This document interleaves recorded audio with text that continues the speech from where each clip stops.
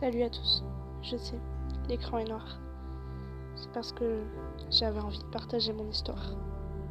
Je m'appelle Léna. Aujourd'hui, j'ai 16 ans. La vie n'a jamais été facile pour moi, même en 16 ans de ma vie.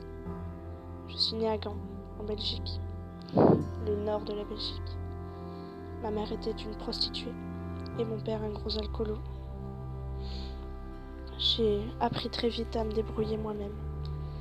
Jusqu'à mes 1 an, même pas, mon frère est né. Mon frère est né prématuré, car mon père battait ma mère. Tous les soirs, j'avais le droit à ça. Tous les soirs, j'avais le droit à écouter ça. J'en avais marre. Ma sœur est née aussi quelque temps après.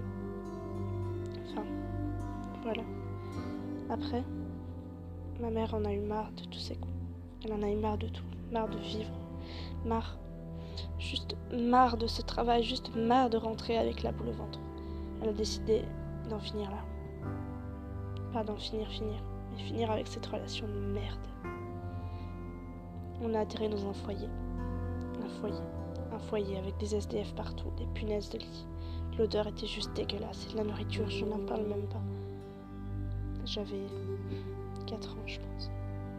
Ma mère décide de retourner près de mes grands-parents qui habitaient en Wallonie, en Belgique encore une fois.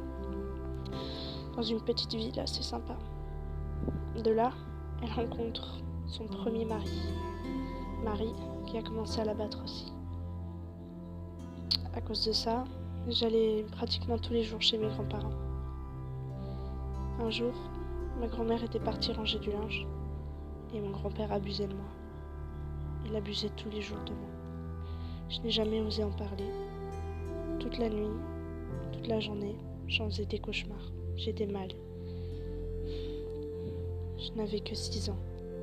6 ans. 6 putains d'années. J'étais terrifiée. Je pissais au lit carrément. Je pouvais pas m'en rendre compte. Ma mère l'a découvert. Elle a été le trouver. Et mon grand-père s'est suicidé sous mes yeux, sous mon regard. Il s'est jeté de sa voiture dans un canal. Ma grand-mère qui avait vu la scène n'a jamais confirmé ça. Je n'ai plus jamais eu envie de lui parler par après. Par après, mon autre petite sœur est née. Pleine santé même, je vais dire. Et puis on a déménagé de ce beau-père-là, car elle battait ma mère aussi. J'ai pas trop envie d'expliquer les détails. Nous sommes retournés chez ma grand-mère, cette fois-ci qui habitait seule. Ma mère buvait tous les jours. Elle nous battait. Nous étions jamais heureux. On devait cuisiner par nous-mêmes. On n'arrivait jamais à avoir une vie stable. On devait aller à l'école seul, se préparer, se lever, s'habiller. Je n'avais pratiquement pas de vêtements, j'en mettais toujours les mêmes. Les filles se moquaient de moi à l'école. Elles m'empêchaient d'aller aux toilettes. Elles me frappaient. Elles m'insultaient. Elles venaient même des fois chez moi pour balancer des œufs à la porte. J'étais encore qu'en primaire. Je n'avais que 9 ans. J'étais encore petite. Je comprenais encore toujours rien.